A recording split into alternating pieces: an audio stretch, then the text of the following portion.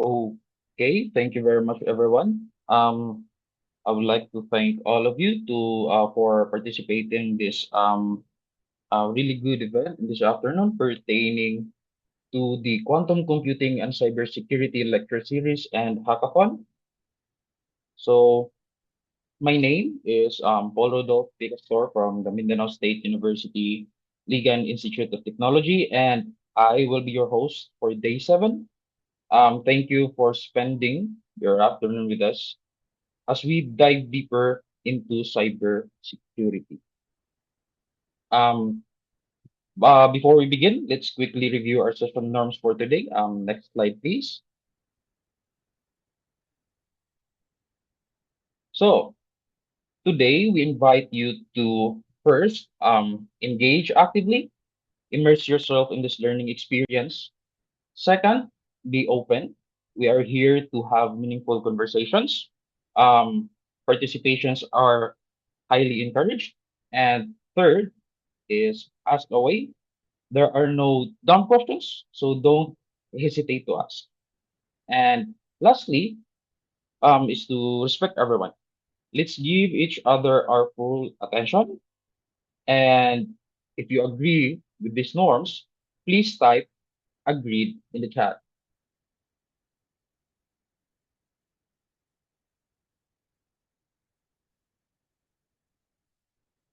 Okay, I see. Our participants are really highly participative today. Thank you very much. So, um, next slide, please, Miss Monica. Thank you. So before we start, um, let's perhaps do a quick check-in. So the question is about how are you today? So please tell us how you are feeling right now. Type one if you are just happy that you survived the week. Type two if you are feeling chill, and type three if you are excited. And please go ahead and drop your numbers in the chat. Okay. So I see a lot of numbers in one, two, and three. So it's really a lot of responses from you, dear participants, and thanks for sharing. However you're feeling, we're happy that you are here with us this afternoon. So next slide, please, Miss Monica. So before we start, this is just a somehow um simple warm up. So I encourage everyone to participate in this short game, which is really hosted for the Kahoot. So flashed in the screen is the Kahoot game pin, and perhaps we'll give you around 5 minutes so that you can participate properly with the said event. This is just some sort of a quick warm up to somehow get your attention at the same time to set you in the mood to how somehow participate in the discussion this afternoon. So for now we have four participants. We have Andrian, MJ, I am Josrel. At the same time, we also have participant Hello as well as Raphael. Um, I encourage everyone to join. So we have the sixth participant, the seventh. So we have Johan. At the same time, we also have Justin Bieber. Welcome. And at the same time, we have MJ.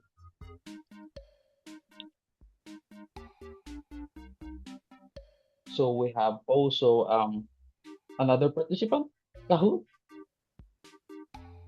So we have Justin Bieber too. So we now have around quite a few.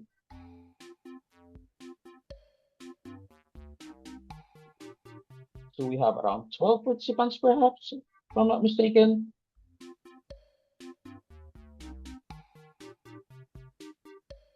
So we're still waiting for the other participants to join. I'm highly encouraging you um to somehow join this Kahoot for a quick warm up.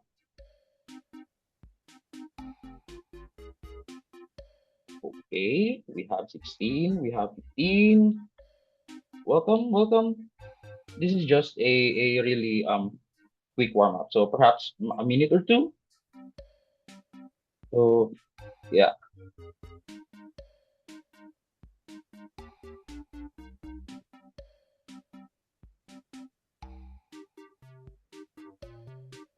Okay, we have now 18. Miss Monica, may I ask if we are somehow ready or we're still I think preparing we can something? start. Okay, so as per Miss Monica statement, so perhaps we can now start. Please start, Miss Monica. Thank you.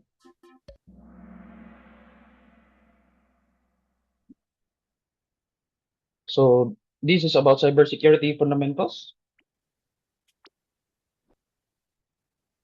So this is just a short quiz. So this means ensuring data is accessible only to those authorized to access it. So those are the participants. So the flash the screen is the question. So this means ensuring data is accessible to only to those authorized to access it. Is it confidentiality? Is it availability? Is it integrity? Or is it accountability? So we now have 18 answers, perhaps. So confidentiality, we have 17 correct guesses, and the rest are we have four wrong guesses. So congratulations, everyone. So for the next, okay, we have the scoreboard now. So first place is A, second, Justin Bieber 2, third, Toast, fourth is Kahoot, and fifth is the Hello User. So congratulations, everyone. Okay, for the next question. So ensuring data is accurate, complete, has not been tampered with intentionally or accidentally. So is it confidentiality, availability, integrity, or accountability? We have now 8 seconds remaining. Seven, five, three, two, and time's up. So the answer is integrity. Correct guesses 18, and the rest are wrong, which are four. So for the top scorer or the leaderboard, so we now have Justin Bieber 2 as the first placer, followed by Kahoot, Toast, Jezreel, Worship, and Siege. So another question. Ensuring systems, applications, and data are accessible to authorized users when needed. Is it confidentiality? Is it availability, integrity, or accountability?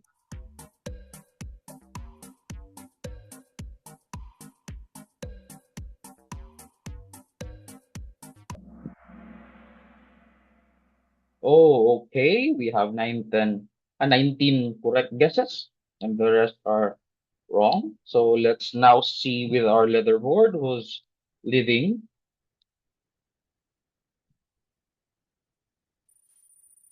So we now have Kahoot as our first place, followed by Justin Bieber 2, Siege, Meow, and Jezreel Worship. Congratulations, everyone. I guess we still have a few more questions left. So the probability that a threat will exploit a vulnerability times the magnitude of resulting harm. Is it danger? Is it threat? Is it vulnerability? And the last option.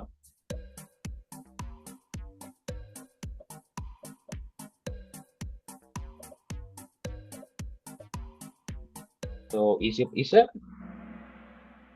So the correct answer is the green option, and the rest are wrong. So it's the risk.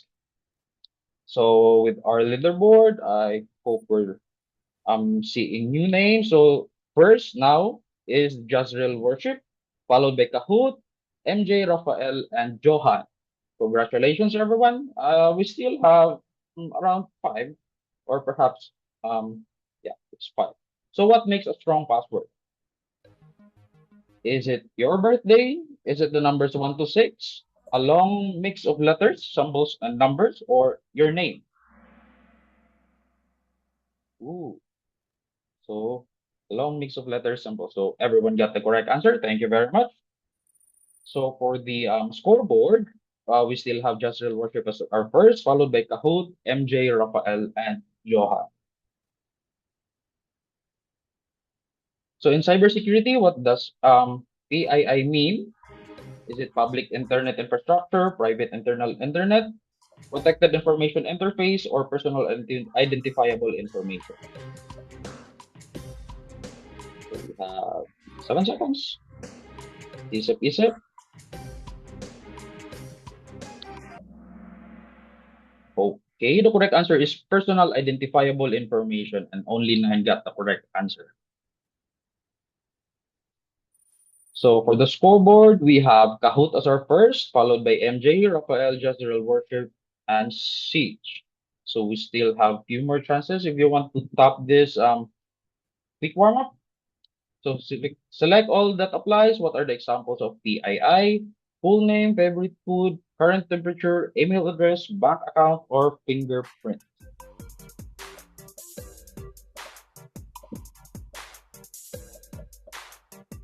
So we have 10 answers, 11, 12 out of 20.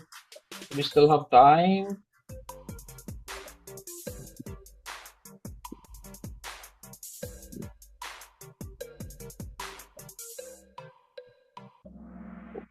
Okay. So the correct answer is we have the full name, the email address, bank account, and the fingerprint. So let's see what our leaderboard now. So first is Rafael, followed by Kahoot. Okay, for the question 8, using the same password for multiple accounts is safe if it's very strong. Is it true or is it false?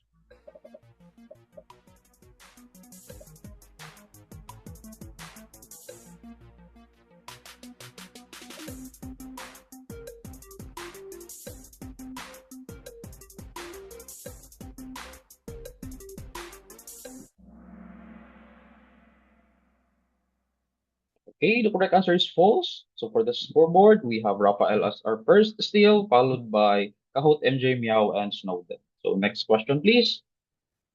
Okay, we are up to our last two questions. So public Wi-Fi is always secure as long as it has a password. Is it true or is it false?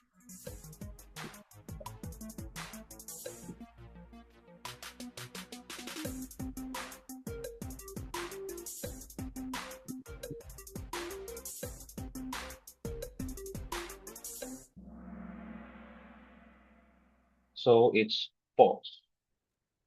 So next, so for the scoreboard, perhaps still Rafael is the first. Kahoot, MJ, Mio, and Snowden are the top five. So for our last Kahoot quiz, two-factor authentication or 2FA makes your account secure. Is it true or is it false?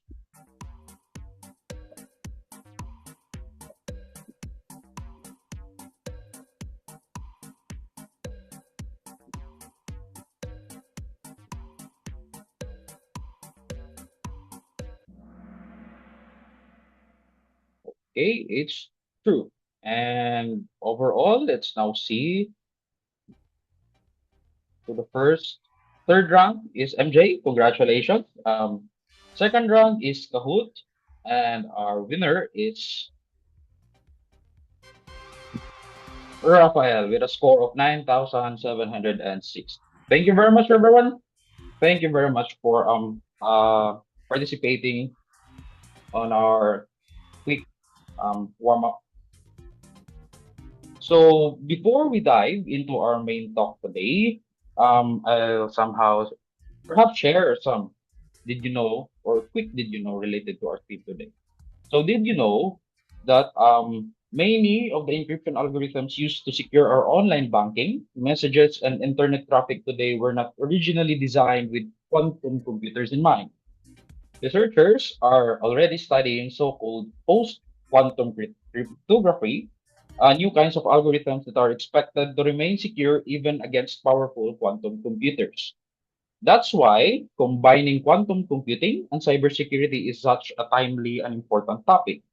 And on top of that, events like the Quantum Computing and Cybersecurity Lecture Series and Hackathon, which is part of our World Quantum Week celebration, are meant to help all of us get ready for these changes early. Keep that in mind that as you listen in today's session on security principles, what we learn, now will shape how we secure systems in a future where quantum technologies are part of the landscape. So for today's focus is on security principles.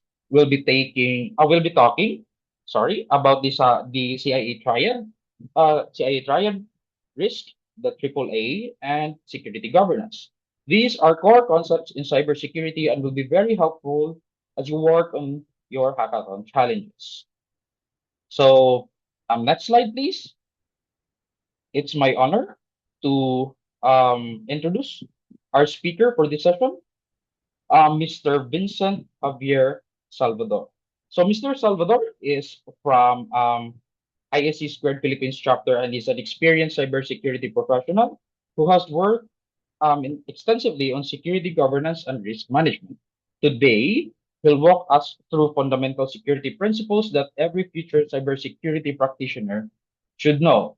And as he goes through the talk, feel free to type your questions in the chat.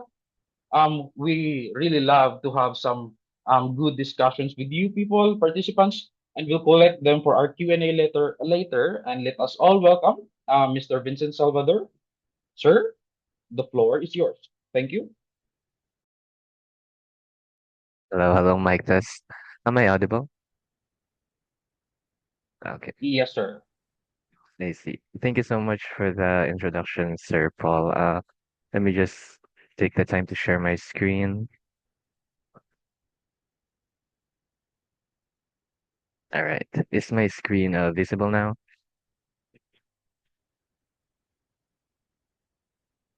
Yes, sir.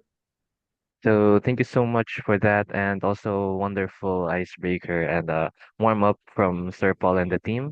So good afternoon, everyone. My name is Salvador Vincent Javier. So today I am here to walk you through core security principles or domain one of cybersecurity.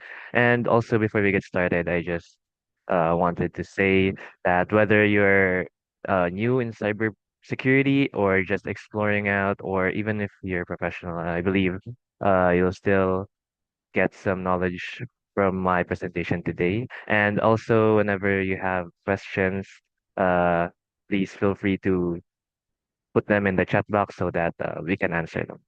All right. So, yeah, without further ado, let's start.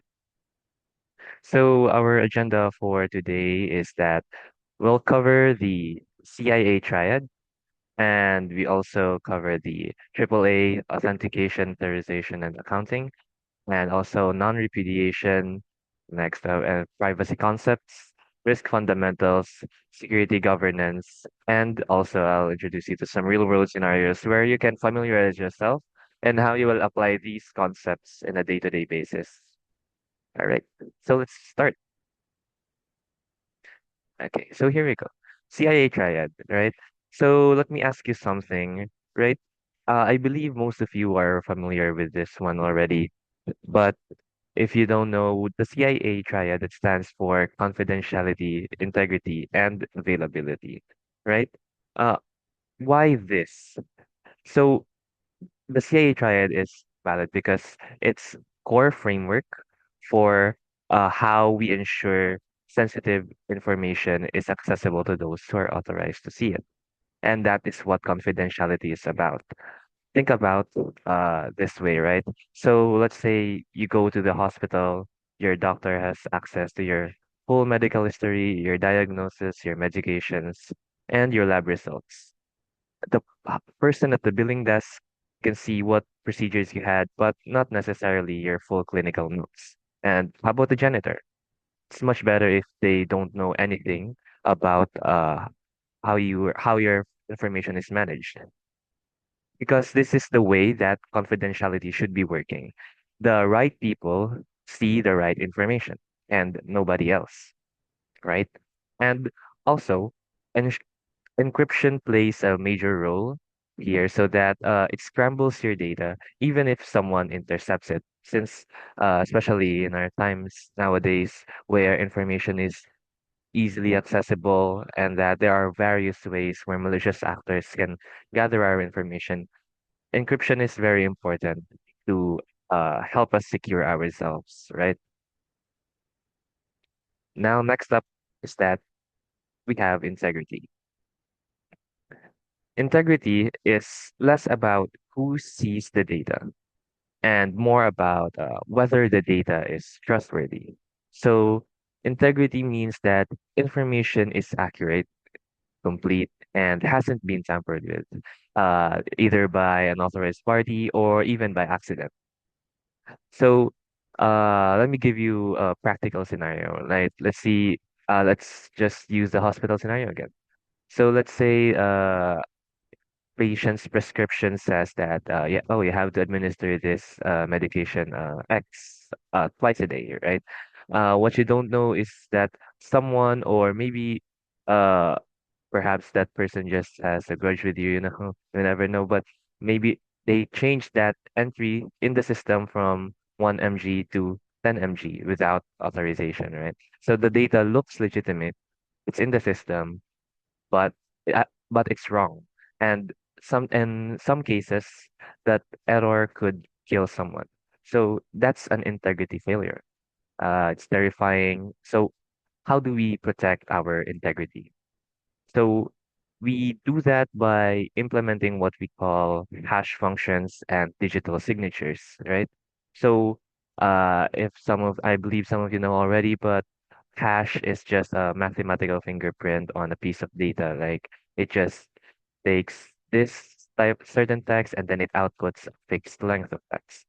And then for the digital signatures, it's just a cryptographically tie a piece of data to its author, and any modification to the data invalidates the signature. But we'll go over that later in our non-repudiation section, right?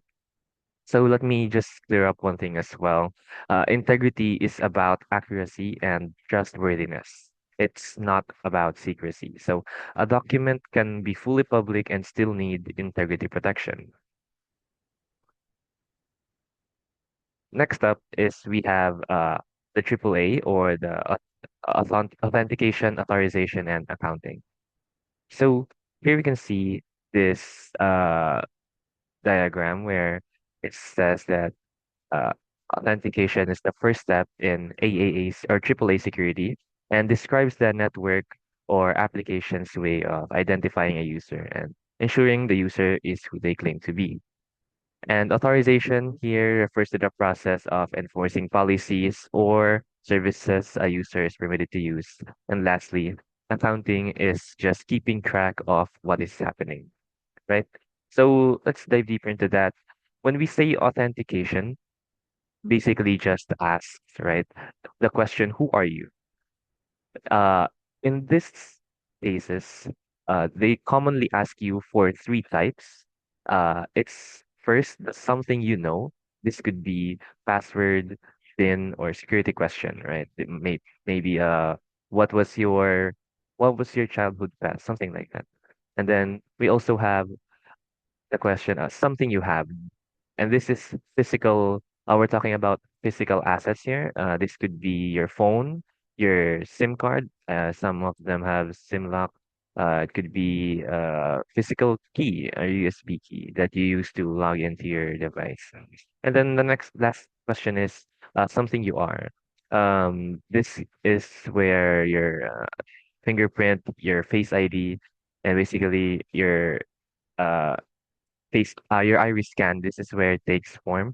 And when we combine this, is what we call multi-factor authentication, right? We're combining two plus factors, and it is always the strongest form. And then next up is our authorization. So in a company, right? uh, what are you authorized to do? What can you do? And security professionals think on this way, and they implement this in a lot of frameworks. But let me introduce you to RBAC, which is role-based access control. And in this framework, people, or let's say employees, they can access stuff based on their job role, right? So let's say you're in marketing, you shouldn't be able to access resources that belong to the IT department, right? You can only access uh what you should be able to access, and that's depending on to your role. Next up is least privilege or minimum access needed to do the job. So here in this case, we're talking about the bare minimum. Like you don't need to have the permissions you're not supposed to. And it's just that what is expected of you to have. Um, let's take that marketing scenario again, for example, right? So the marketing employee should only have access to, let's say, status reports of their department. What else? Maybe they could be uh, data from current to past sales, something like that. And they shouldn't be able to have further access or elevated access to permissions that they don't need in the first place because this increases your attack vector or attack surface, and which we'll get into that later. And then next up is we have access control lists, right?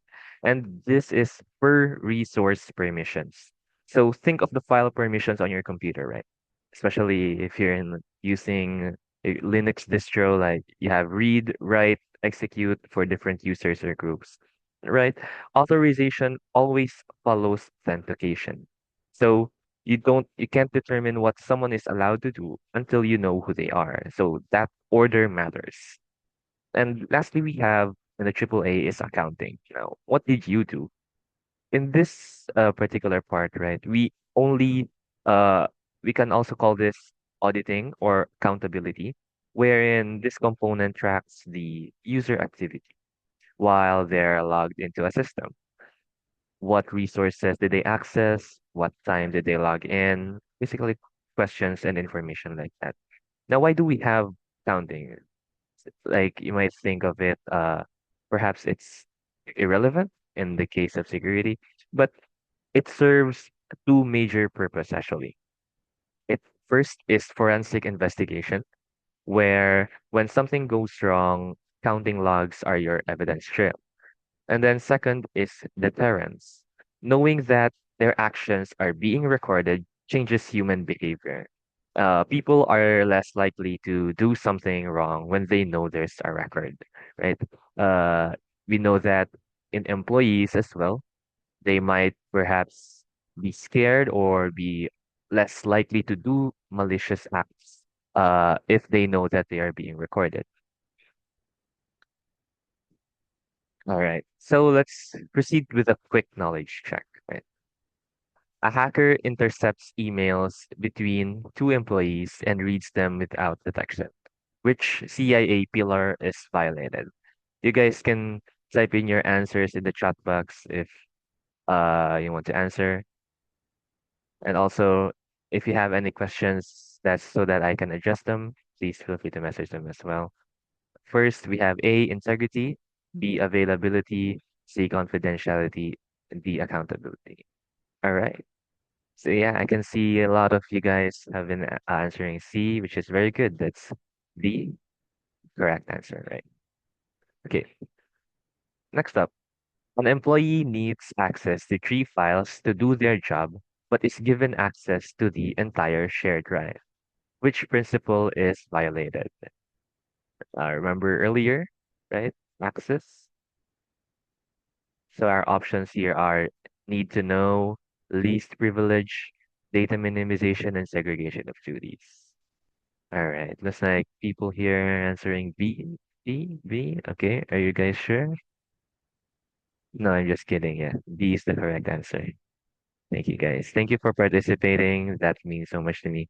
All right, looks like I've so far we are able to follow. And now let's move on to our next concept, right? Let me introduce you to non-repudiation. So, uh, here we have the quote, right? If you did it, it can be proven, and you cannot deny it. Now, I want you to guys let that quote sink in for a second. Uh, since for me, yeah, I believe this is the entire concept of non-repudiation in one sentence. Non-repudiation is the assurance that someone cannot deny the validity of their digital actions. To what transforms, let's say, I didn't do it from a plausible defense into an unverifiable lie.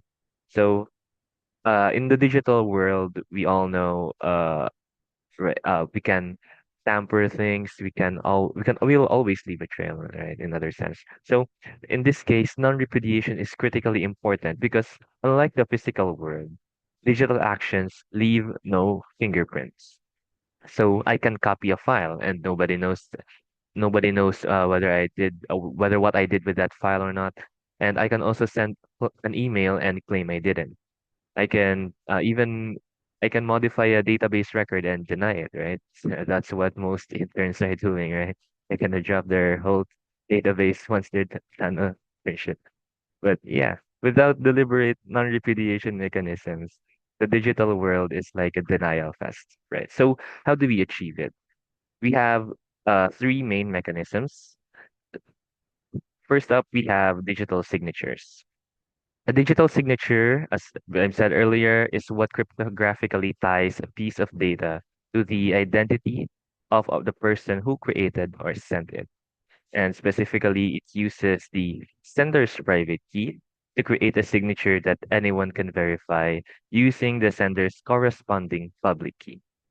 Okay, now before we dive into that, you might be, or you may or may not be familiar with those terms, public and private key, but don't worry, we'll get into that later.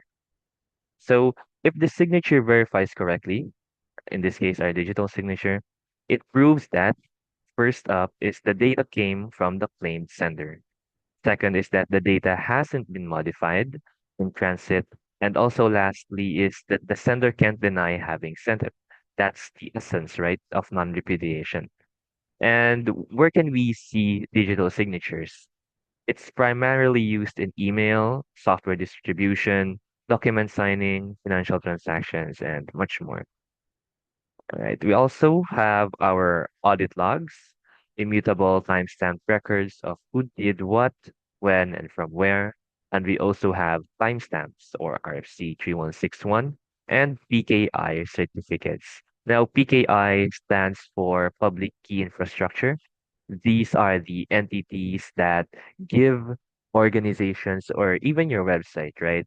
They give them a certificate to prove that, yep, this is a valid org or this is a valid website.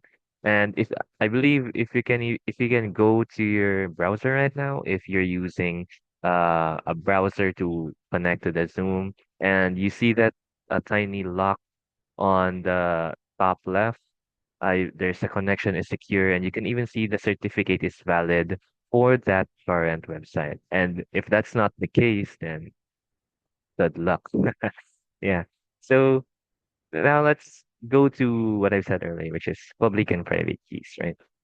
Because this concept, it underpins the entire non-repudiation thing. So, oh, never mind. This is the wrong private key. Okay, there we go. So this is what is a private key, right? A private key encryption, also termed as symmetric key encryption, requires the key that is used to lock and the key used to unlock the message. So basically, one key is used to both lock and unlock data. Both parties must share this key in advance, which creates this whole key distribution problem, right? So how do you even securely share the key without it being intercepted? Especially right now, we if in a very digital world, almost everything is intercepted, right? It's scary to think about it. But yeah, it's fast and efficient for encrypting large amounts of data. But the main challenge here is the key management. We also have advantages, limitations, as I've said earlier. Here we have speed, since these algorithms are faster, right, compared to asymmetric encryption, since they only use one key. And in relation with speed, there is less computational resources used to encrypt and decrypt data.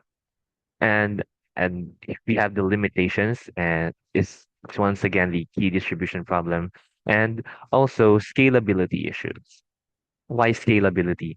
So when we think of it in a point of view of an organization or a large company, uh, as the number of users grow, the key management uh, scale grows as well, and it becomes more complicated, which is not very scalable for large systems.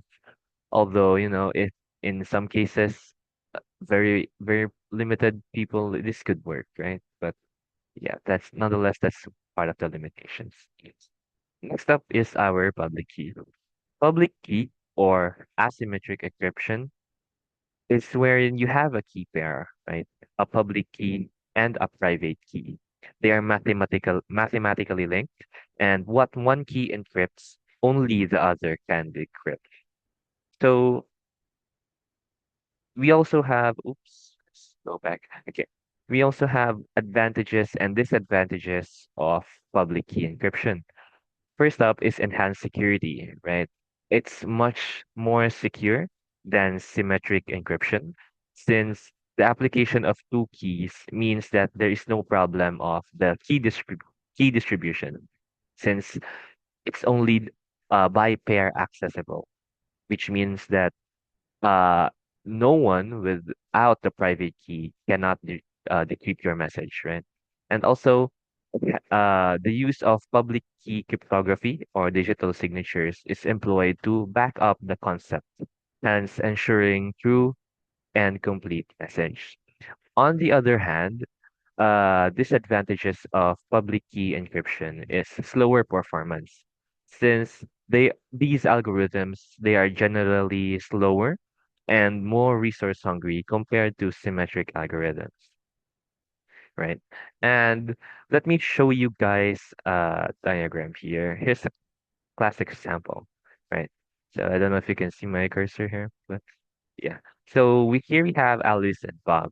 So Alice wants to send a signed message to Bob. Alice signs the message using her private key. Now, the private key should only be in Alice's possession, okay? And Bob receives the message, right? And verifies the signature using Alice's public key, which is publicly available. If the verification succeeds, it means that the message is legitimate and it did came from Alice. And Alice cannot deny that.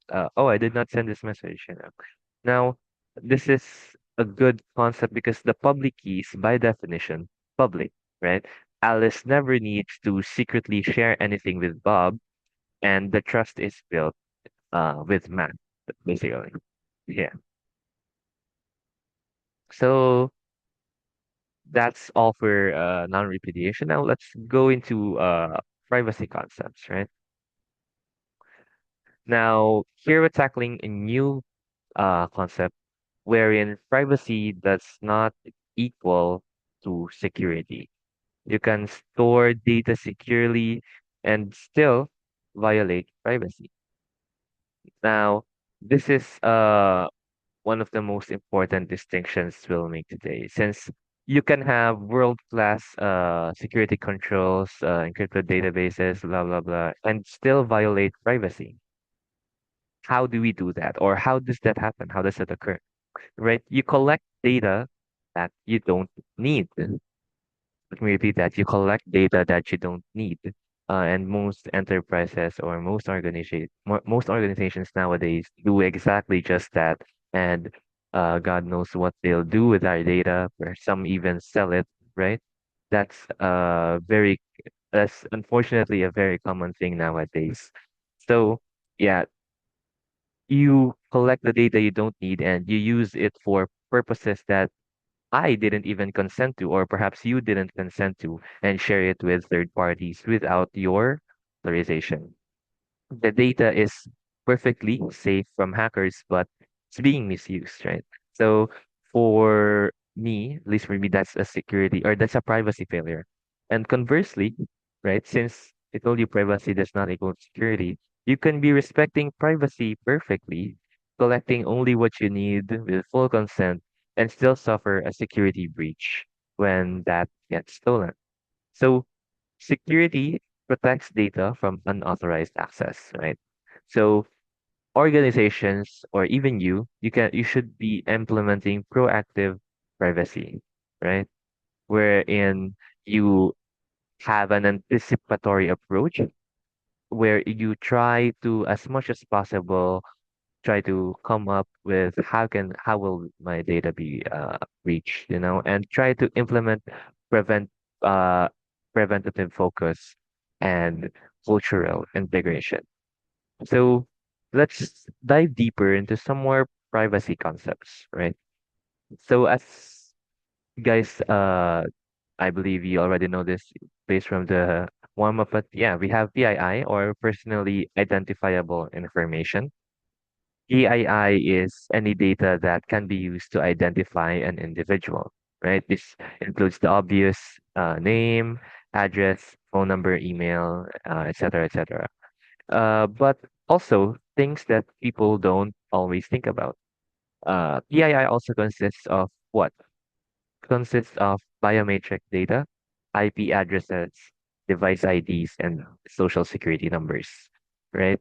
Uh, Basically, when you combine the seemingly irrelevant data together, they become identifying, even if individually they aren't. And that's what's scary today in our world, since most of our information could be looked up with just a single click.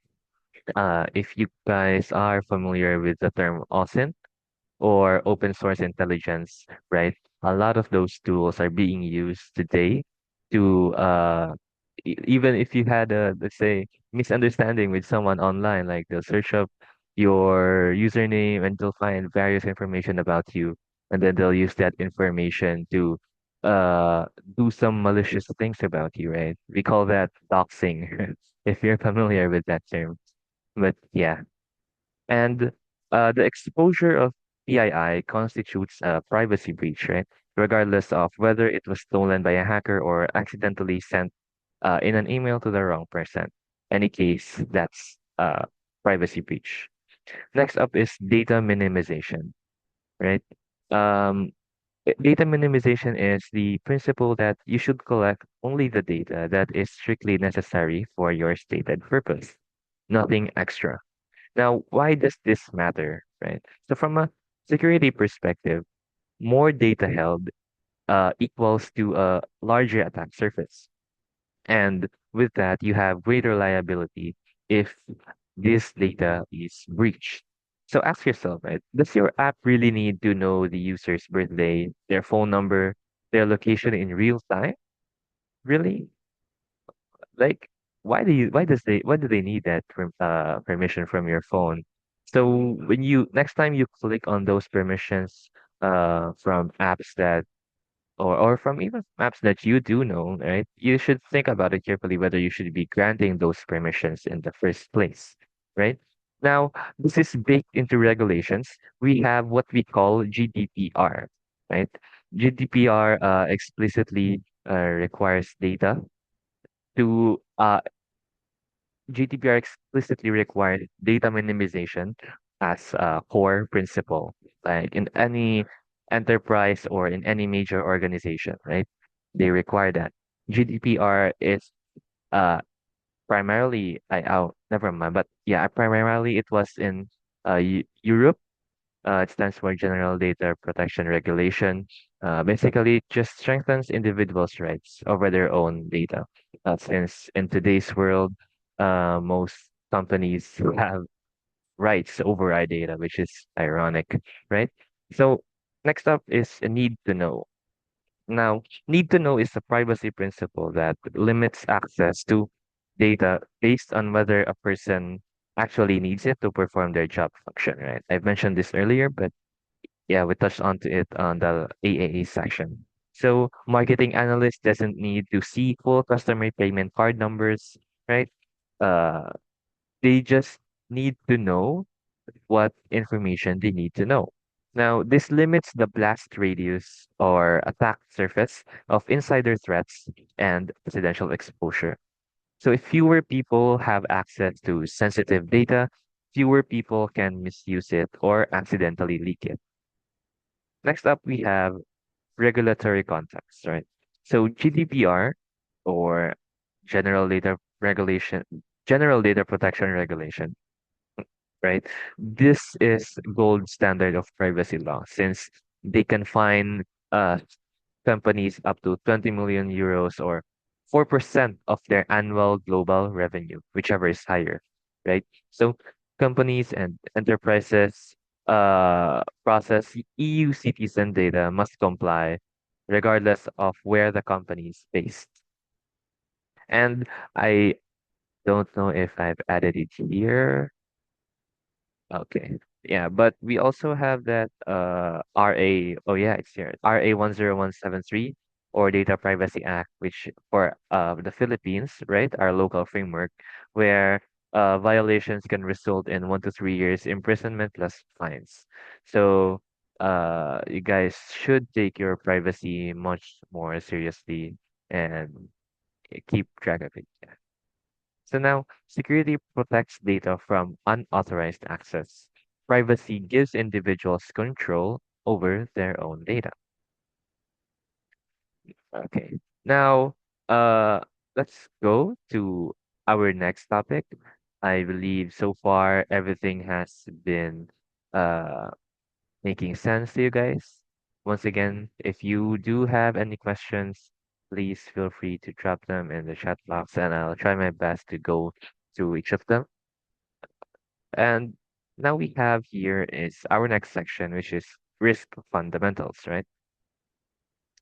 Now, I love this meme personally, right? Because personally, when people think about cybersecurity threats, right? Commonly, they imagine that hooded figure in a dark room somewhere typing furiously. But in reality, or what's happening in most cases, is that there's just a person walking out of your office with your company laptop, documents saved to a USB drive, right? And they're the hardest to detect. Insider threats are one of the most significant risk categories in cybersecurity because they're the hardest to detect because the person is supposed to be there, right? You can't just make something up like, oh, this guy is a threat, but he's supposed to be there. He's an employee. But before we talk about the specific threats, right? Let's establish the foundational equation. So we have here a risk matrix, or also what we call a heat map. Matrix is a visual tool for prioritizing risks. So when you're a security analyst, right? Mostly you'll be tasked with assessing how likely is our company going to be, how likely is it that we'll have this certain scenario, right? So this is what helps us visualize how we prioritize risk. On one axis, we have likelihood. How probable is this risk occurring? And it varies from improbable to frequent. And on the other axis, we have like impact, where how bad would it be if it occurred from negligible to catastrophic. So here we have the score for each wherein they intersect.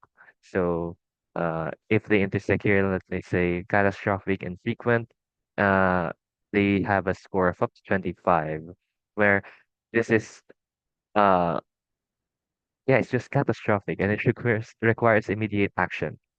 And then as we move down the scale, we have orange or medium. This is typically around 8 to 12. This is what we call undesirable, right? It requires action and monitoring. And then next up, we have yellow, where that's, I believe, the score 4 to 6. This is acceptable. This is what we call acceptable risk, since in most cases, right, as security analysts, we cannot just keep track of every risk. That's realistically impossible. Like we'll have to at most have our attack surface at a zero, but then in other hand, that will also limit our movements as an organization. So we need to prioritize what risks we decide to accept and how can we mitigate them, right? And then on the green, this is what we call desirable risk. Minimal action is needed. And this is also isn't perfect since risk scoring involves a lot of judgment and personal point of view as well. Uh, it involves estimation as well. But having consistent framework means that your organization is making risk decisions systematically rather than just, gut feeling. Now, next up is uh our formula here. I have mentioned earlier, right?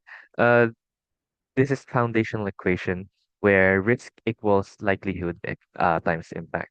So let's go to them one by one, right? So this is simple since we have three components: threat, vulnerability, and risk. Now, when we talk about threat, right?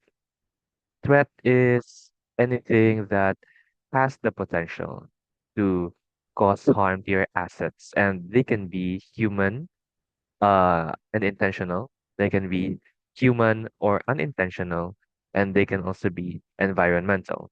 Now, when we say human intentional, these are hackers, cyber criminals, right?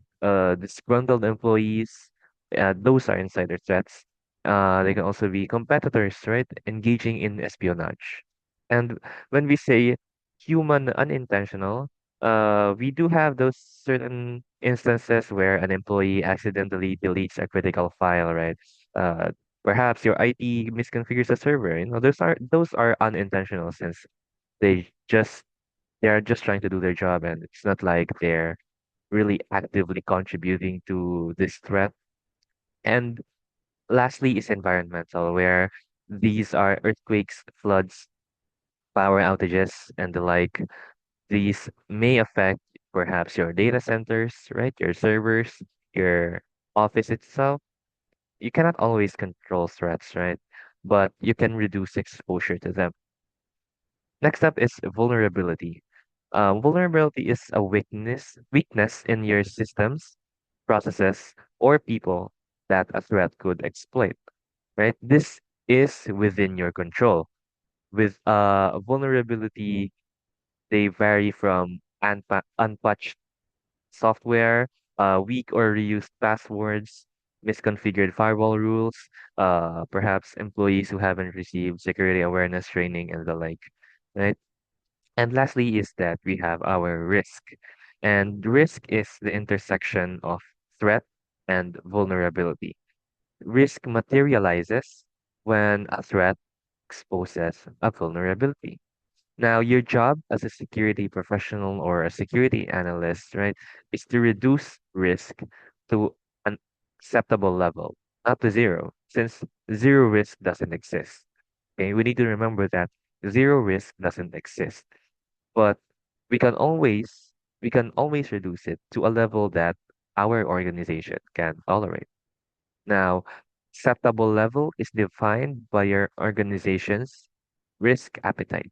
Okay, risk appetite is how much risk leadership is willing to accept.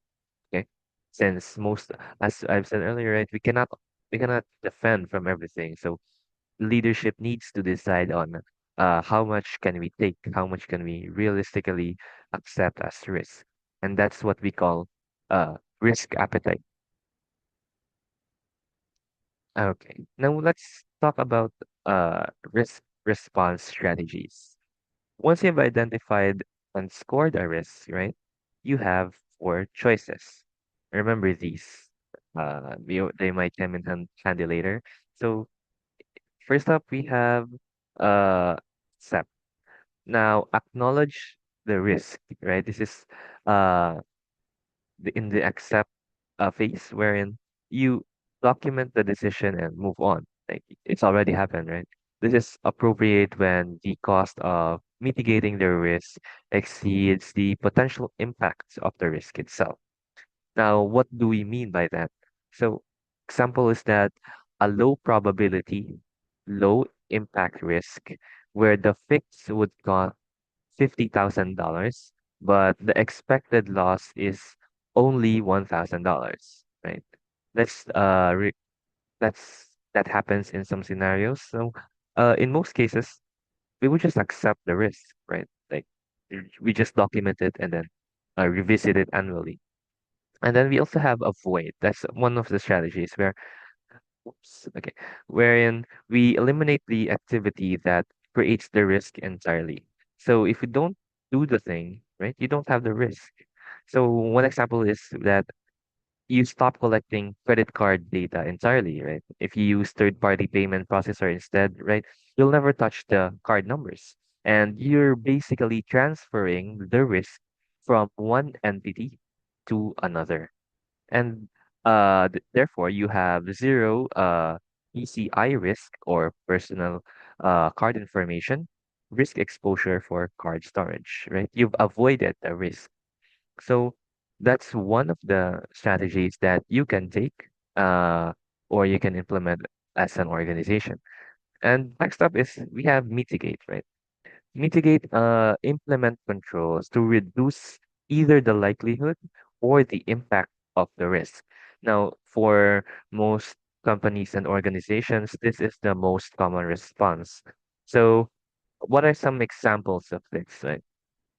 Examples here are patching vulnerabilities, right? Since they reduce the likelihood of them occurring. And having a tested disaster recovery plan, right? It reduces impact. And also, MFA or multi-factor authentication reduces likelihood as well. And even encryption, actually, encryption reduces impact if data is stolen. Like, what are they gonna do to do that stolen data or whatever? It's encrypted.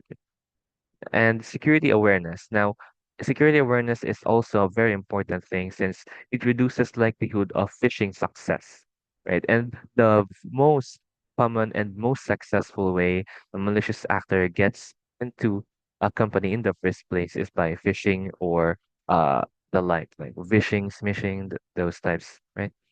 And also, I don't know why it's not here, but I think I missed it. But we also have another strategy, which is what we call transfer, right? Transfer is wherein you shift the financial impact to the risk to a third party. Uh, One common example of this is, I guess, it be cyber insurance. Yeah, cyber insurance, it's the most common form of risk transfer where you outsource certain functions to vendors with contractual liability. But we need to take note here, right? You can transfer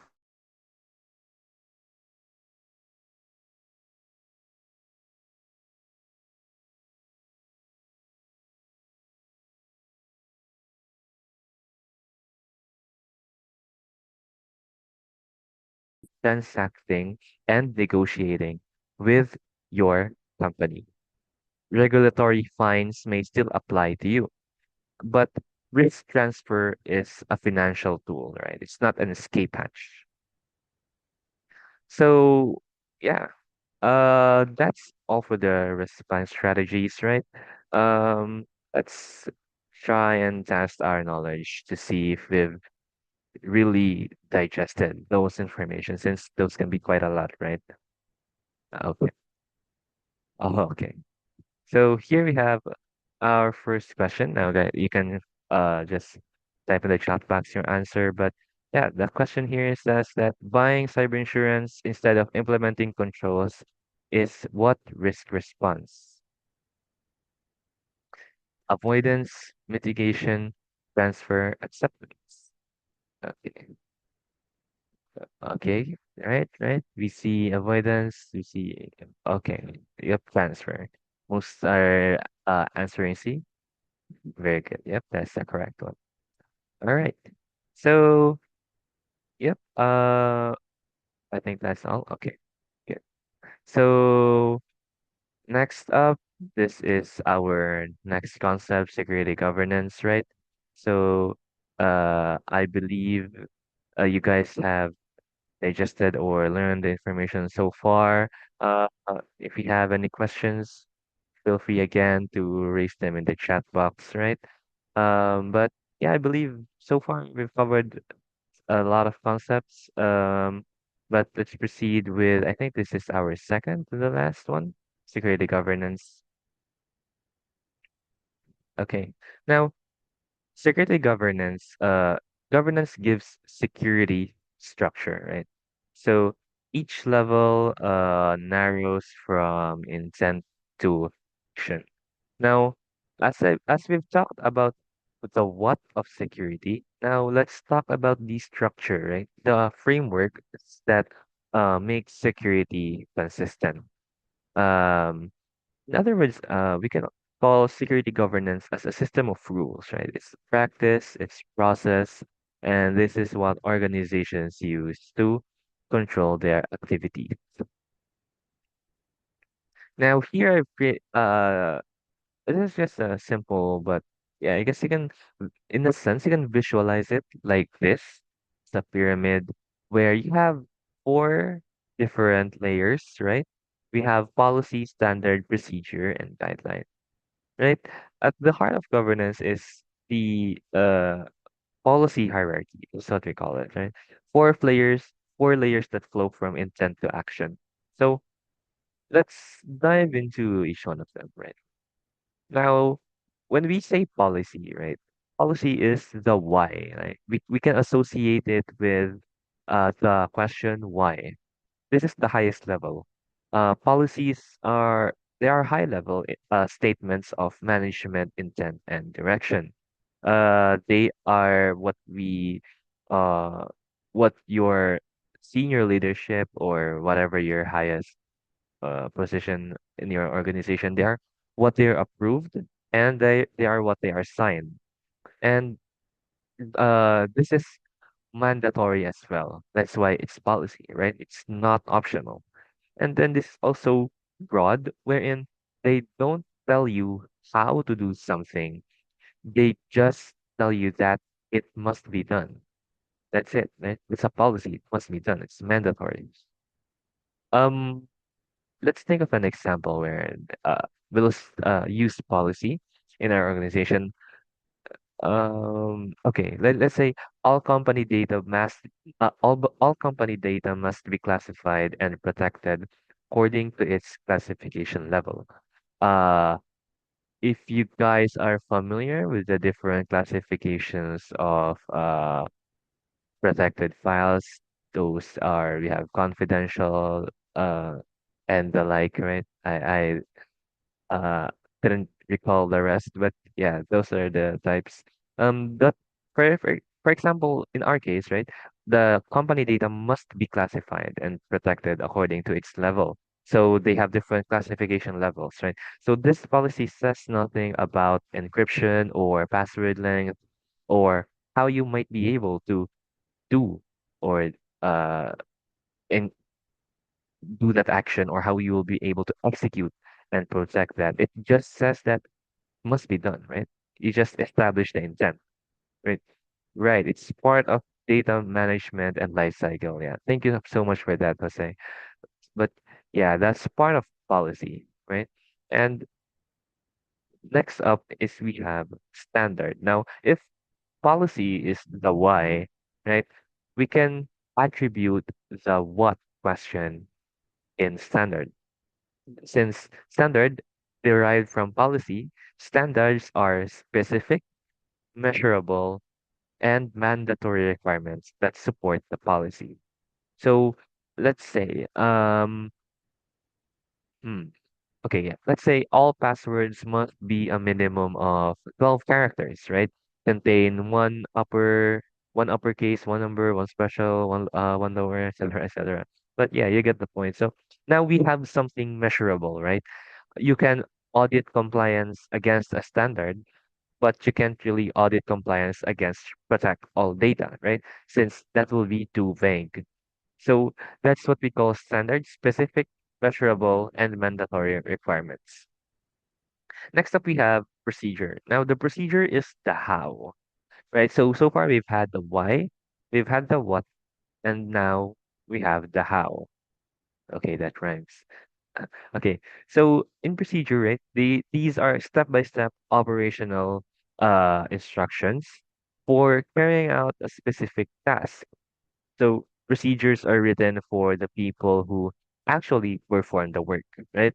So this comes down to your bottom level employees, since one example of this could be step one, like right, navigate to account settings. Step two, change password. Step three, enter current password, enter previous password, or blah blah blah. But yeah, since in procedure it needs to be very specific, very actionable, and no ambiguity, right? Answers the how.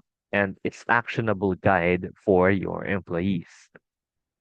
And lastly, we have the guideline. Now, on the guideline, this is the what we call suggested, right? Suggested or recommended best practices, wherein these are not mandatory, like oh, you must do this, right? But it's just there to how can we say this? It's just there to provide flexibility, right? Like staff can deviate with justification. How can we do this? But okay, let's think of an example. Let's say, uh, consider using a password manager for storing credentials and manage complex passwords securely, right? Um, you're not required to use a password manager, but it's a good idea. The organization is recommending it, right?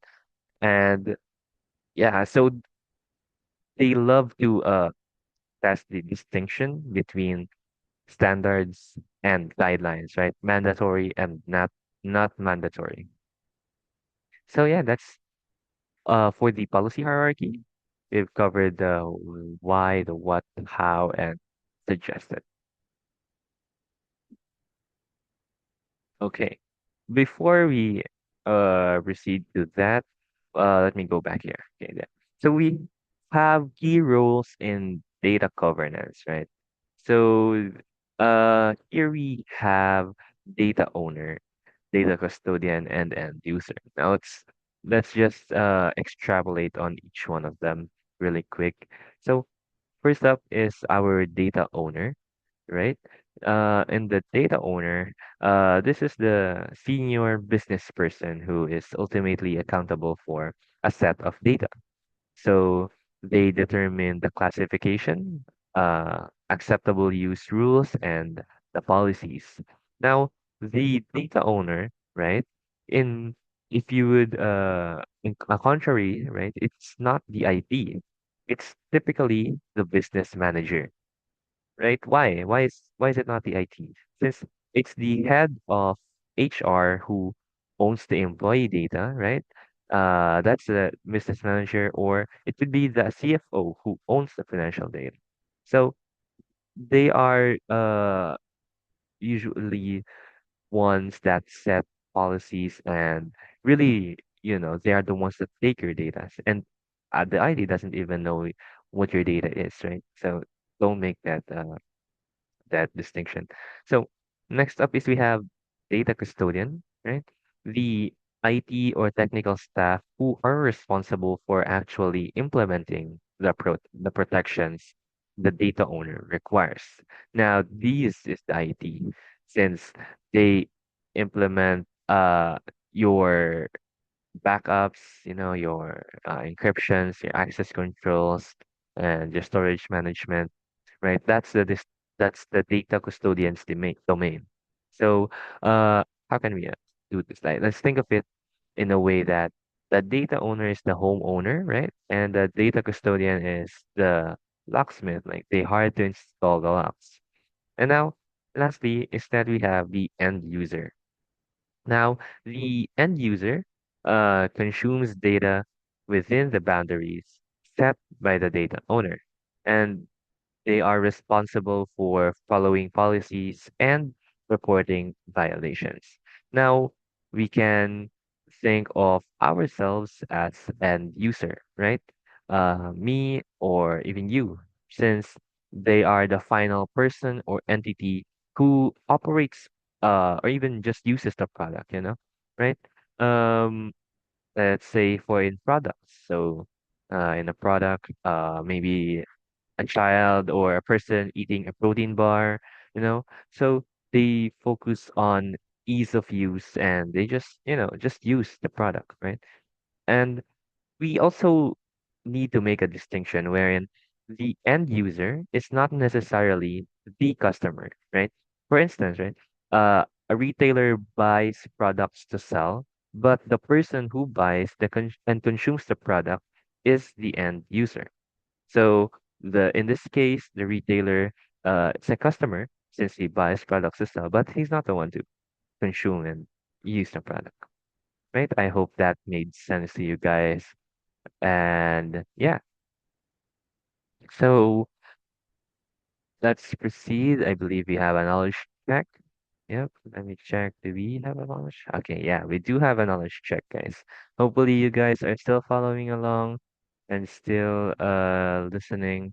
Uh Maybe a lot of topics to consume, but yeah, you guys can do it. I believe in you. So the question here we have is passwords must be changed every 90 days. So what type of document is this? Policy, standard, procedure, guideline.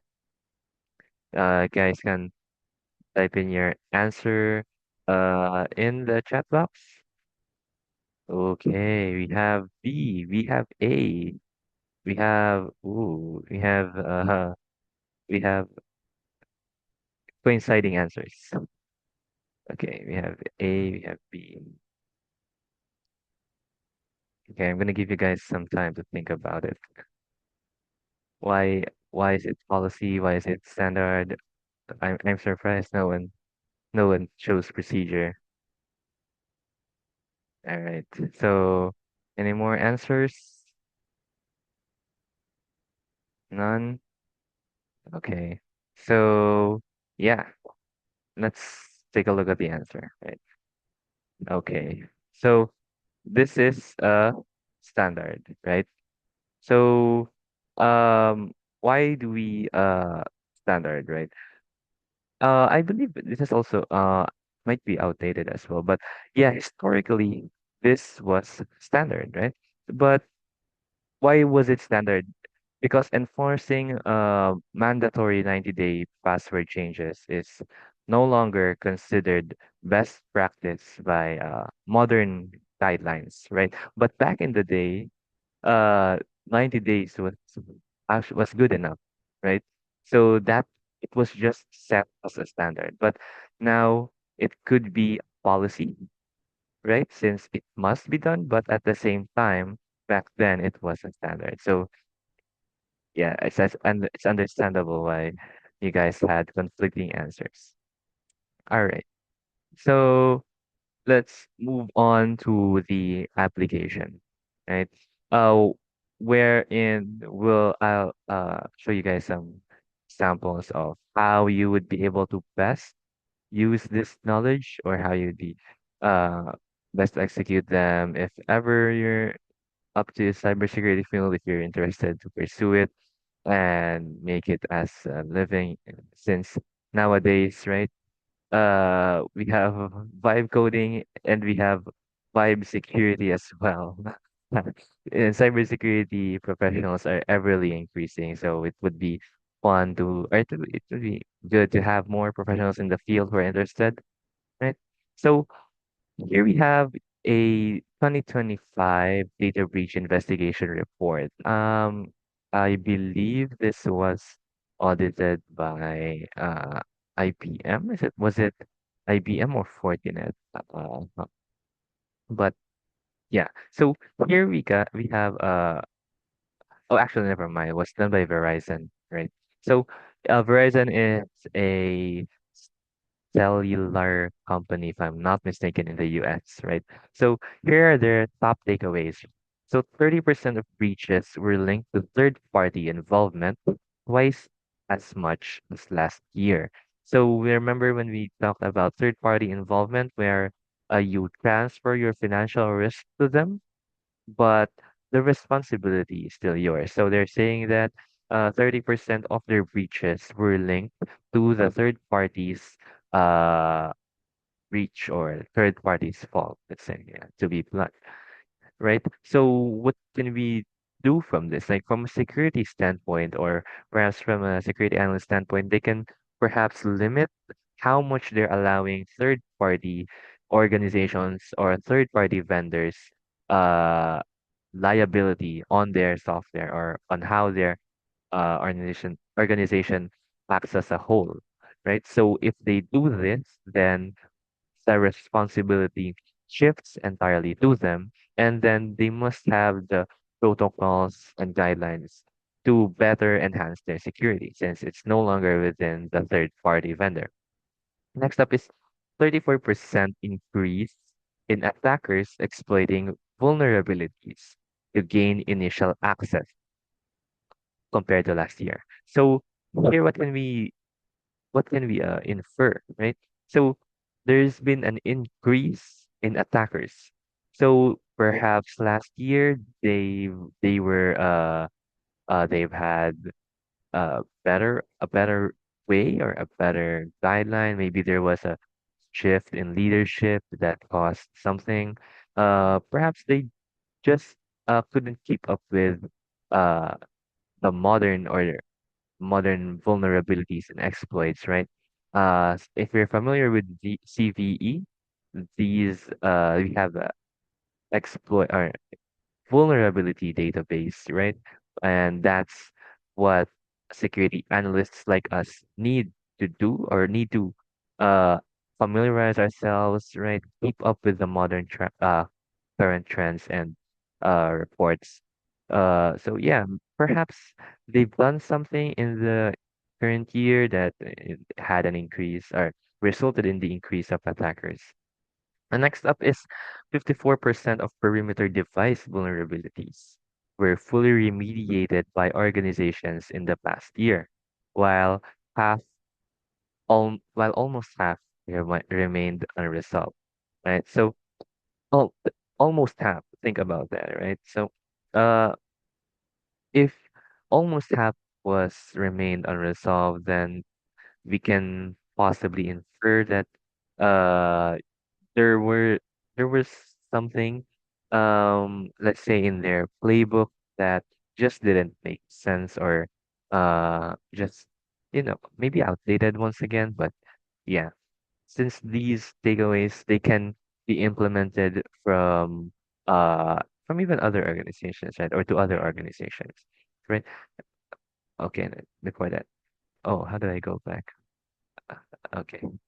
Okay, last one. 44% of all breaches analyzed showed ransomware was present, marking a notable rise. So they've seen that uh ransomware was present, which is very I guess alarming, we could say, since if 44% of the breaches had ransomware, right, then that would mean data breach or data privacy breach. And in ransomware cases, the malicious actor, they would ask for payment before releasing your files, right? But in most cases, once they have your files, that would mean that they've had a copy of your files already. And your files may include personal information, which is sensitive, right? So once they do have that, and which is what's happening, right, actually uh, i- last year they may sell those information in the dark dark web or deep web, wherever, right? Remember that Gcash privacy data breach, right? The information was sold publicly, credit card username, username, I mean, first name and the like, right? So we need to be careful of how we treat our data and how we could better protect this, right? Of film health as well. Thank you so much for that. Yeah. So once you're in the field, you need to take into account the different types of risks and the different types of ways malicious actors can get your data. Next up, okay, so this is what I was talking about. The IBM, they released a report called Cost of a Data Breach, right? So here we have key numbers, right? We have malicious insider, $4.92 million average cost. So as you can see in the table, which is very, it's, I guess you could say, shocking, since you would think, right? These are dollars, but no, they're based in millions, right? So, the most expensive breach type, they're not ransomware, they're not hackers, they're your own people. So that says a lot about how security awareness and how minimum or level privilege plays a part in how we protect our data.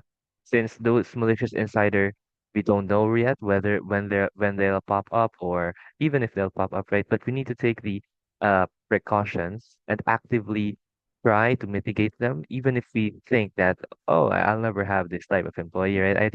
I treat my employees right? So we need to better analyze, or we need to better treat ourselves to how we can mitigate and protect our information. Next up, we have phishing, which comes at a whopping $4.80 million. Wow, second highest.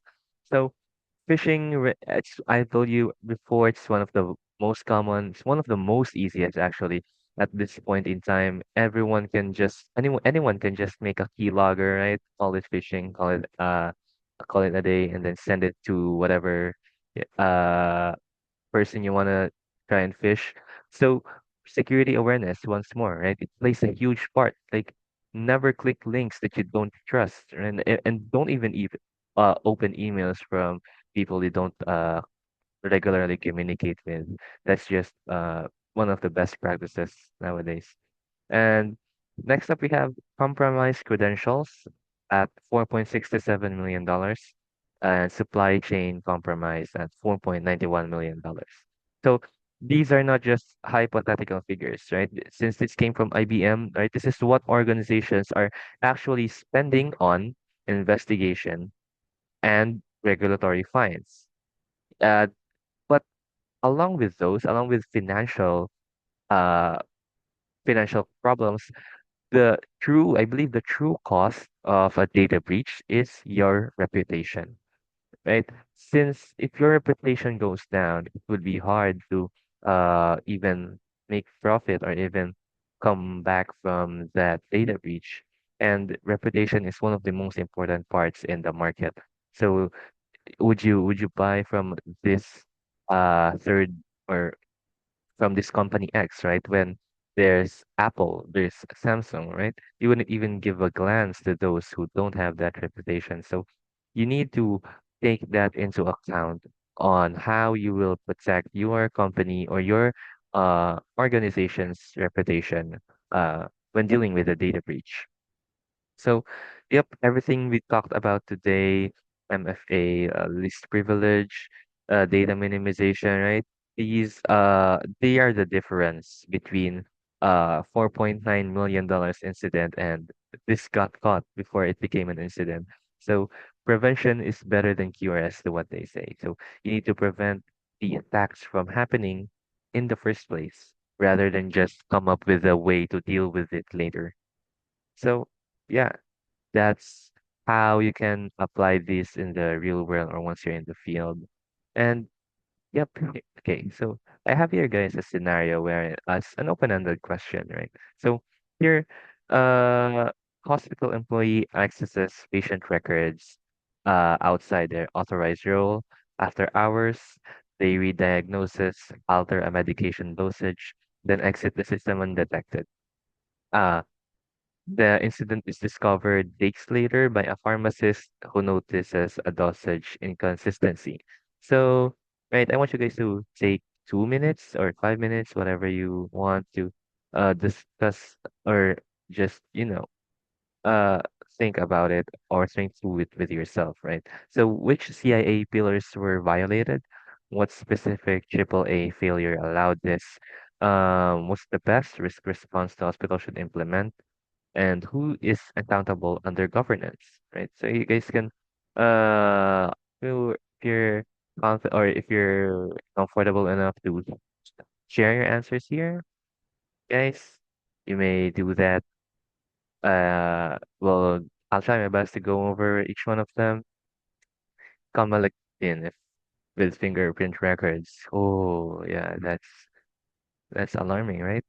Fingerprint is especially now since most people, I believe, or at least, yeah, I mean, from personal experience, you just put in your fingerprint instead of your password, right? So that's really an alarming case if that's true, where your fingerprint records were stolen, right? So yeah.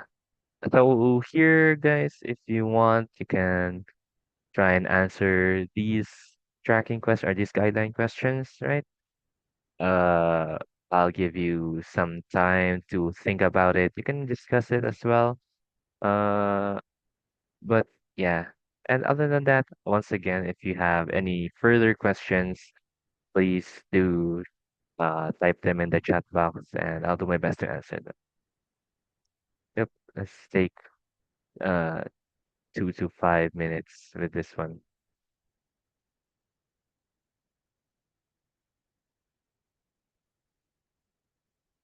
So yeah, CIA pillars, right? So think which one got violated, uh which one or which if not all, right? They could be violated all.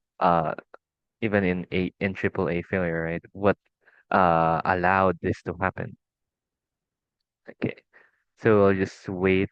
Maybe I'll wait 1 minute, 2 minutes for some answers, and then we'll go through and walk through this scenario, guys, and how I guess how you would approach it, how you would think about it from a security analyst standpoint.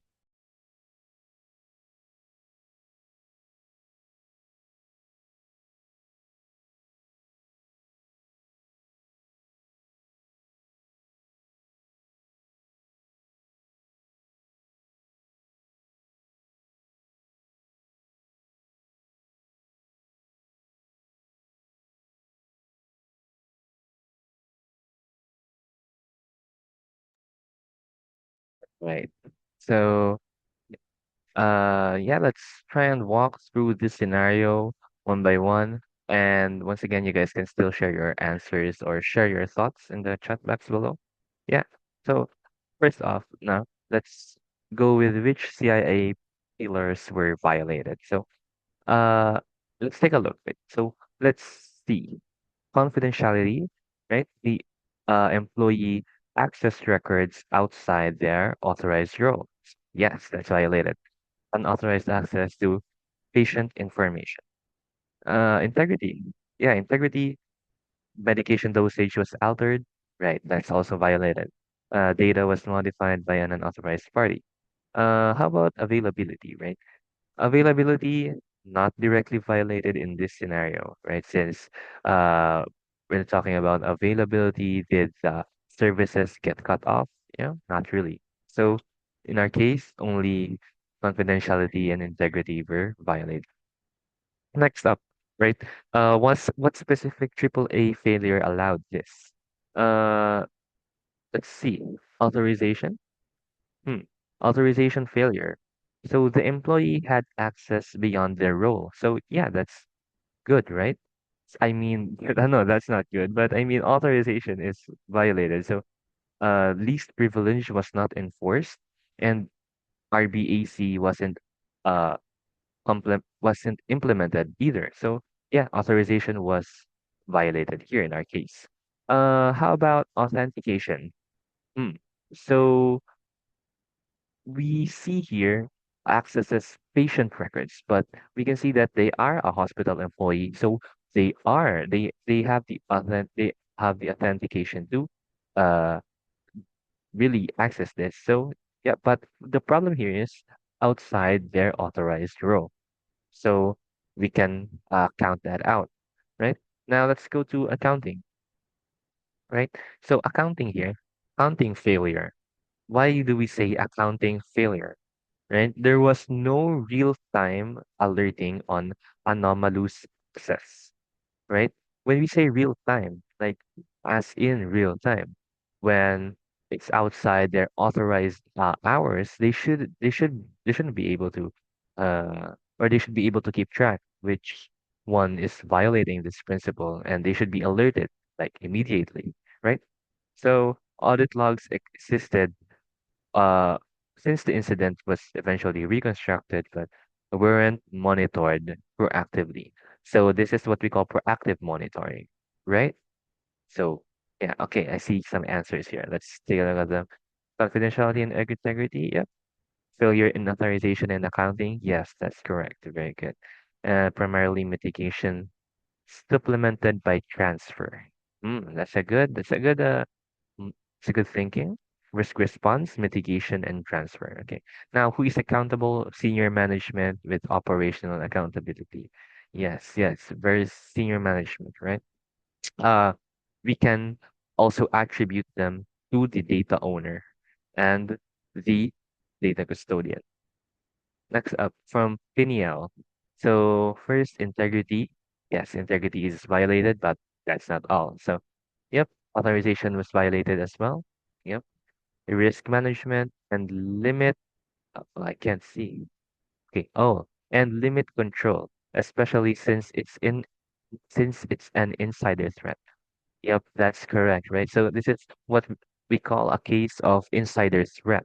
So we need to limit the control of the hospital employees. Since in the first place, right, if it's outside their authorized role, or rather, if it's outside their uh, hours of their work, like why should they be able to do that in the first place?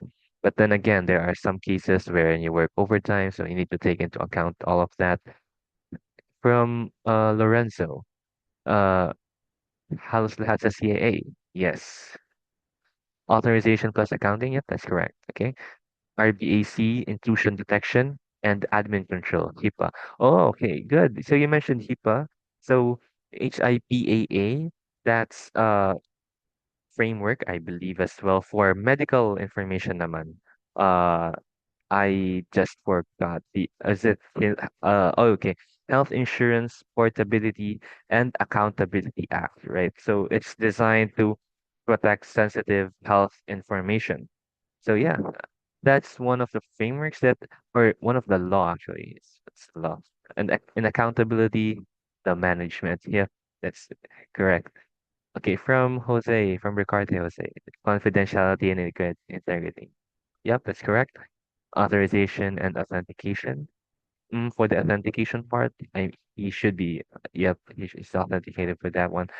For risk mitigation, investigate and treat data obfuscation. Mhm. Administrative sanction to be given to employee. Yes, there's definitely should be some type of sanction to the employee. Reduce privilege creep, right? Informing affected people. Yes. And records department, data owner. Yes, data owner should definitely be held accountable.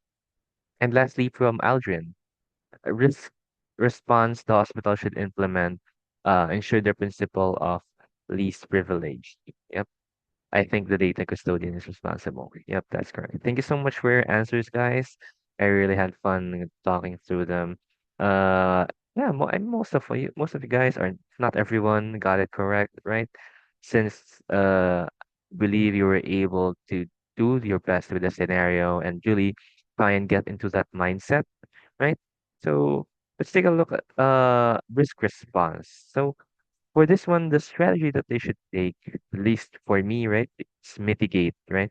They need to implement what who said that, Lorenzo, yeah, RBAC, right? And also least privilege, real-time anomaly detection, and integrity control. So for the SIEM, right? If you guys are familiar with SIEM, uh, those are dashboards where allow you to view what's happening in real time. So yeah, and segregation of duties, right? I don't think I was able to uh discuss segregation of duties to you, but it's requiring you guys to have a second authorized user, right? So it's not only one person that has full control or full access, but two at the same time. So they need to have each other, right, to perform or confirm changes to medication dosage. So, and then for who is accountable under governance, right? So we have the data owner, data custodian, right, and senior leadership as well. Uh, well, even the end user in our case, right? Since in our end user, what is our end user? The employee, right? In our case, the end user is the employee. They violated policy and potentially criminal law, right? So they should also be held accountable. User behavior analytics. Yes, that's also part in SIEMs where you can see and your analytics, how your user behaves and even implement some strategies to correlate to them. Okay, so yep. Um, this is the kind that if you guys are interested in taking ISC2, Cybersecurity and Cybersecurity, you will encounter most of these questions. So, yeah, thank you so much, guys, for uh bearing with me. And yeah, I guess before I finish, I would just leave you guys with this quote where security is a people problem wearing a technical costume. So for me, I believe security is fundamentally a people problem, right? The CIA triad describes human values. We want privacy, we want trustworthiness, we want reliability, right? So every technical control we've discussed today, encryption, MFA, etc., they're all answers to a people problem, and none of them work without people who understand the principles behind them. So that's why I believe what you guys are doing right now or what you're trying to learn matters, right? Since even if you won't be heading to the security field, I believe you guys will find this a lot, or I believe you'll find this information valuable going to the future, right? Um, but just passing the exam, since even if that's a goal for you, that's actually being part of the solution already. So the cybersecurity workforce gap is a real problem, right? The world needs people who understand these concepts and can apply them. Okay. Yep. Uh, I believe that's all for my presentation, guys. I truly hope you learned something new from me and some applications as well. Thank you all for your time and engagement today. Uh, Questions are welcome, and if you can think of something later, guys, yeah, if you want to connect with me, uh, yep, this is my socials and my LinkedIn. So yeah, stay curious and stay ethical, guys. If you guys have any questions, I'll be open to answer them. Thank you so much.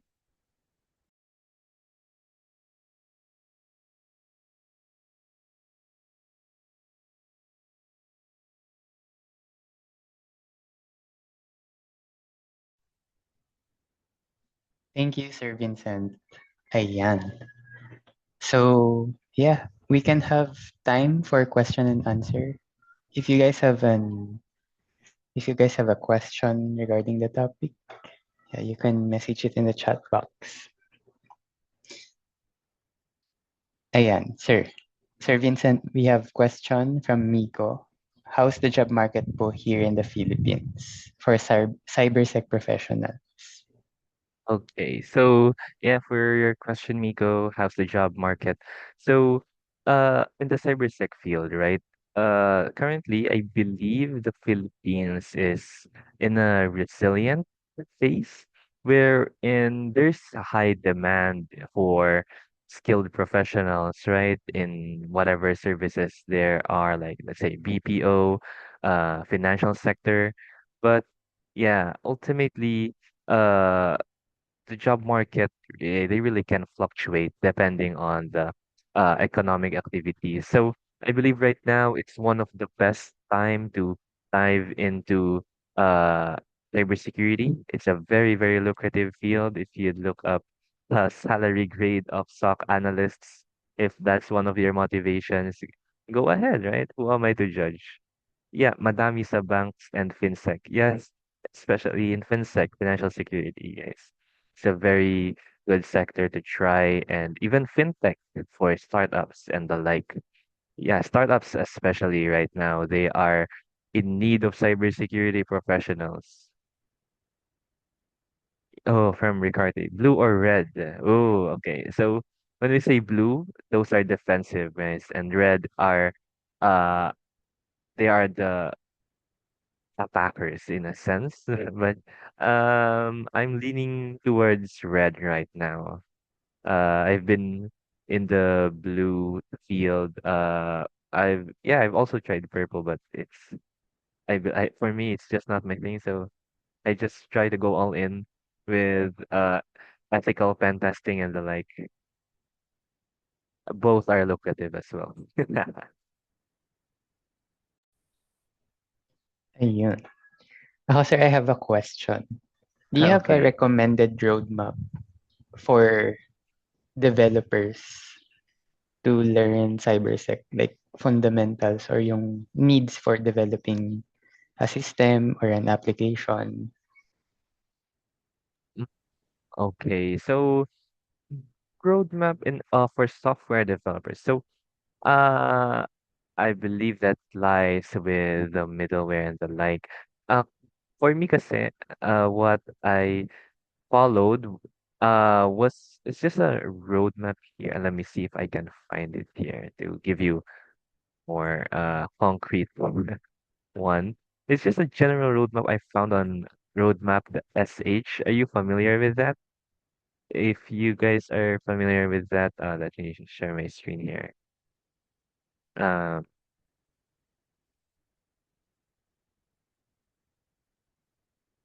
okay. So this is what I tried to follow back then when I was starting out. I'm gonna reject the cookies. So yeah, like work on your fundamental IT skills. I did that, got the basics, devices, memory and stuff. And then I worked my way here through operating systems. I've tried Windows, Linux, not Mac. Sorry guys, no Mac for me. The learning curve is very high. And then networking, I did my time with networking and security skills. Yep, this one, blue, red, purple, zero. These are what I started with. And ultimately, right now, I'm still learning. Uh, okay, I admit if you first look at it like from a glance, it's very, very wow, very alarming. I mean, very shocking. But yeah, so if you guys can skip some parts if you are already familiar with them. Here right now, I'm already at CTFs and beginner certifications. Oh, wow, this is definitely not beginner. Okay, I mean beginner in general. But yeah, my I believe security analyst goal should have at least some certifications, right? But you shouldn't just be purely reliant on the certifications. You need to build the projects itself to grasp the concepts. Like, yeah, the certificate will prove, yes, I'm qualified with this, right? But are you reliable enough that I can actually delegate this task to you or delegate this infrastructure to you? And those projects of yours is what will serve as a good way to break into the field, right? But yeah, in terms of software development, I believe this a bit different one from the path I'm taking.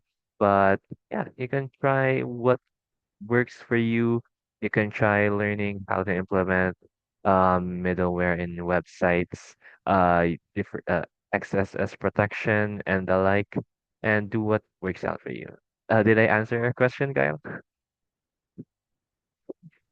Yes, sir. Thank you. Okay, Ayan. thank you so much. Uh, ayan, another question, sir, from Lorenzo. Gaano kataas or kababa ang chance ng isang career shifter or self-taught cybersec to actually land a job in this current situation? Okay, so uh, hmm, okay, so when we say career shifter, kasi it can mean a lot of things. Like, are you just uh from really a very fast or a very far field, like say marketing to cybersecurity, right? Or somehow, I don't know, like somehow malapit, right? Non-tech to tech. Oh, okay. So we have uh courses naman, which I believe, let's say you have really zero knowledge, right? That's the baseline. Zero knowledge in cyber or tech at all, right? There are a lot of introductory courses that will give you a chance to grasp okay, seems easy to me. I'll take this path longer or I'll take this path further, right? There are a lot of things that you can do to assess kung fit ba sa'yo yung role, right? But overall, I'd say if you were self-taught and isa kang career shifter, right? You'd have more or less 60%, 70, since realistically speaking, right, it's a very competitive area even for professionals.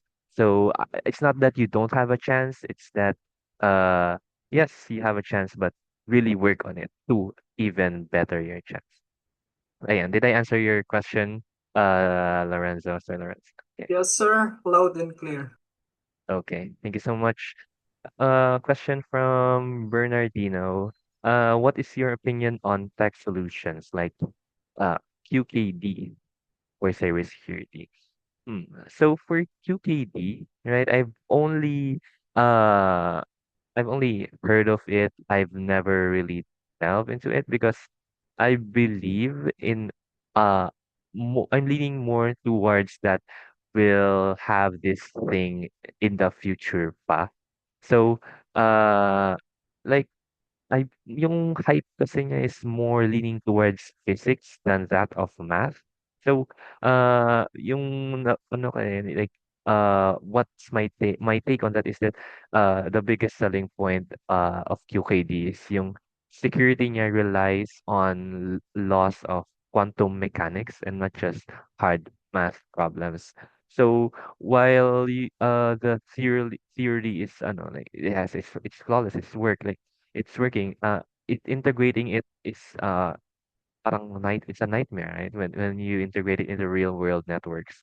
So yeah, it's just that QKD is hard to scale. I just didn't really think that much of it. That's my thoughts.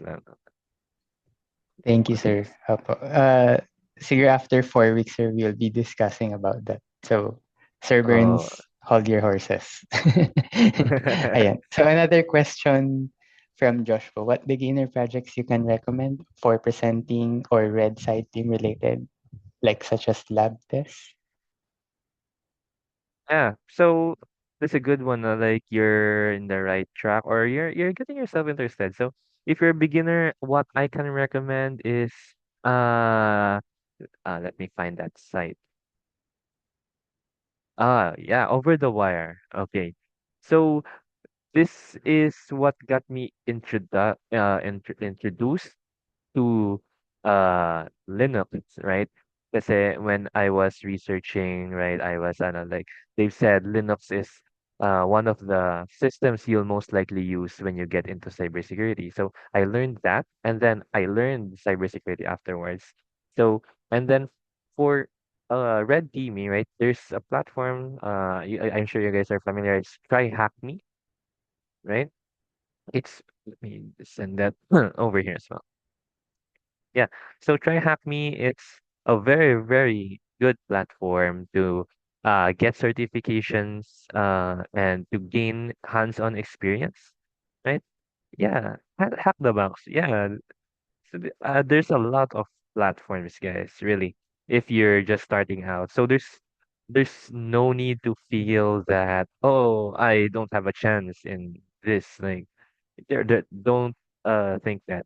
It's really just try and try, like have the guts or have the audacity to think that this is easy for me. Like then everything will come along flawless. Yeah. Did I answer your question, Josh? I hope I did. Yeah. Thank you so much Ayan. for that. Thank you, sir. Opo. Ayan. Let me share my screen. So that's it for today. We're until 6 o'clock lang, so I'm going to cut the questions. Ayan, contact niyo si Sir Vincent if you guys have more questions. Ayan. Josh said, thank you, sir. Ayan. So we would like to present this to you, Sir Vincent, uh, the certificate of appreciation. So we acknowledges that Vincent Javier Salvador has masterfully shared insights as a speaker in fundamental cybersecurity principles as part of uh, the event Quantum Computing and Cybersecurity Lecture Series and Hackathon, signed by our President, Sir Bobby Corpus Jr. So thank you very much, Sir Vincent. We'll send a copy of the certificate in your email. So if you can turn on your camera, sir, maybe we can have a picture taking with you. Okay, Ayan. give me 1 second. Sige. Tech team, are you guys there? Can we request a picture? Ayan. Hi, sir. And thank you so much Okay. for having me as well. Okay. Wait lang po. Tech team, kindly confirm. Okay. Let me share lang. I mean, sir, let me take a picture lang po. Wait.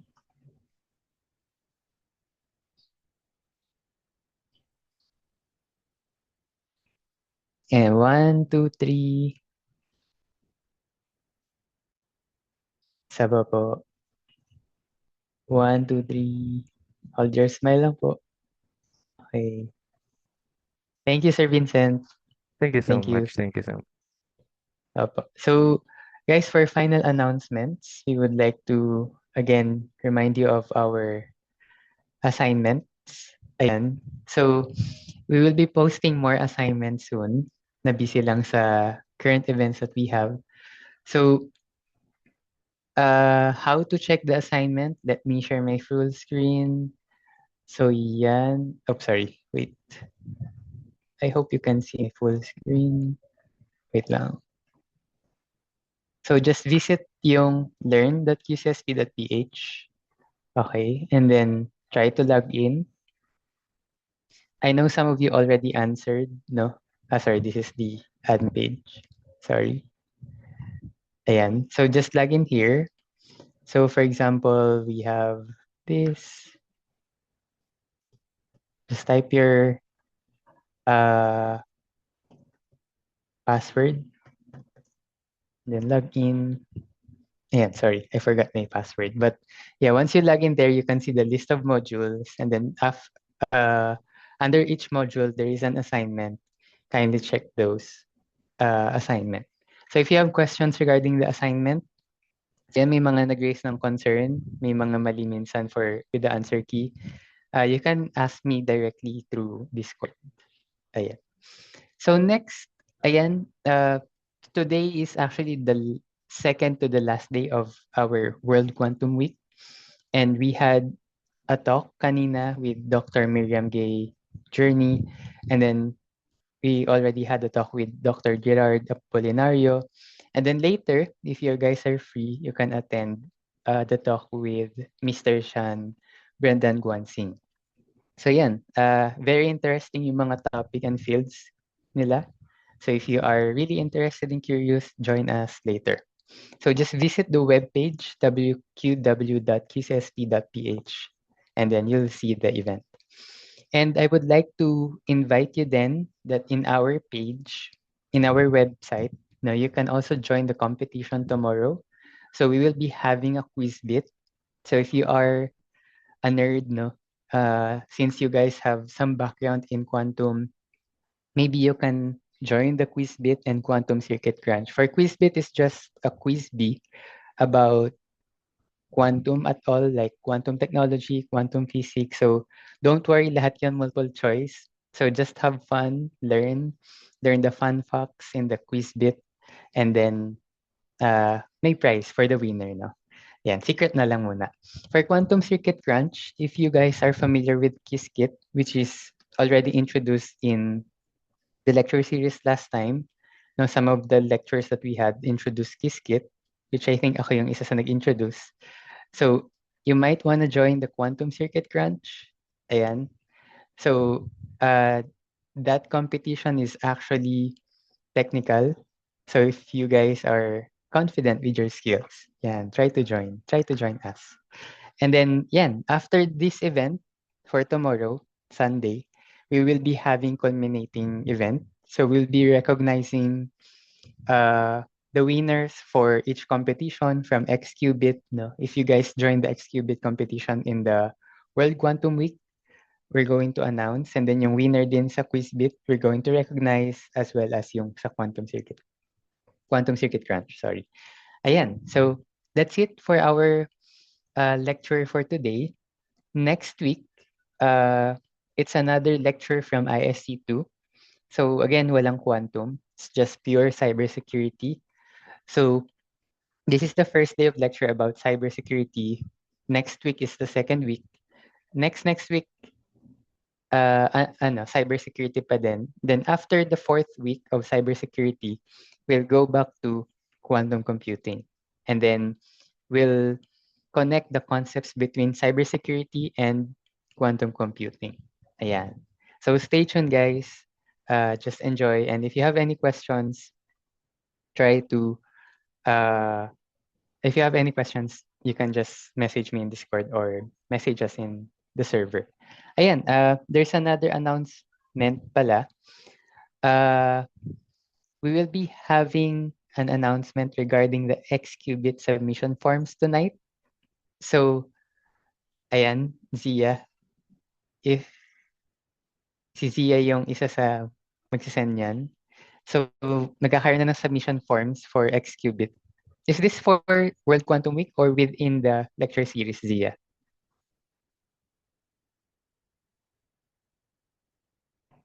Okay. For lecture series, magkakaroon na ng submission form yung XQBit. So, if you guys are already done, yan, you can already submit. Pero yung submission form will be until when ulit, Zia?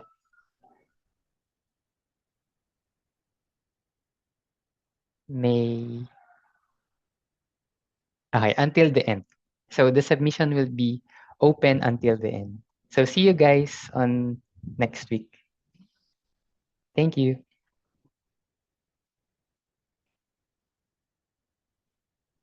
I will stop the recording.